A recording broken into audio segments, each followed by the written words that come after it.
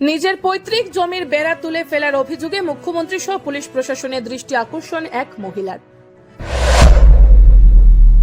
শিলচর সংলগ্ন তোপখানা দ্বিতীয় খণ্ড এলাকার গুলজার আলী মজুমদারের মায়ের কবরস্থানে থাকা জায়গাটিতে বারবার বেড়া দেওয়া সত্ত্বেও কে বা কাহারা বারবার এই বেড়াটি তুলে ফেলে দেয়। তাই গুলজার আলী মজুমদারের একমাত্র কন্যা রিনা বেগম বর্মী সংবাদ মাধ্যমকে জানান, রবিবার এমন ঘটনা ঘটার পরও আবারও তিনি এই জায়গাটি বেড়া দিয়েছেন। এখন যদি আবার এই বেড়াটি তুলে ফেলা হয় তাহলে তিনি আইনের আশ্রয় নেবেন বলে জানান। এই ব্যাপারে আসামের মুখ্যমন্ত্রী ডক্টর হিমন্ত বিশ্ব শর্মা ও কাছাড়ের পুলিশ প্রশাসনের দৃষ্টি আকর্ষণ করছেন। Bureau report, Assam prime news 24/7 এ শ্রীবাস দাসের রিপোর্ট।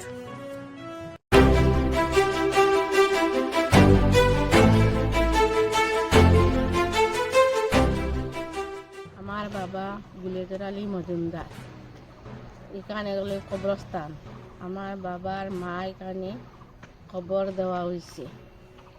সামনে আনরি বেগমের জায়গা, পিছনে আনরি বেগমের জায়গা, মাঝখানো বেড়ার ভিতরে আমরা কবরস্থানের জায়গা, আমার বাবার জায়গা।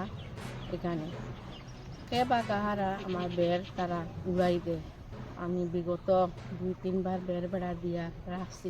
এখন যদি আমার বের বেড়া উড়ে, আমি আইনের আশ্রয় লইম এবং হিমন্ত শর্মার কাছে আমার অনুরোধ রইল এবং পুলিশ প্রশাসনের কাছে আমার অনুরোধ রইল।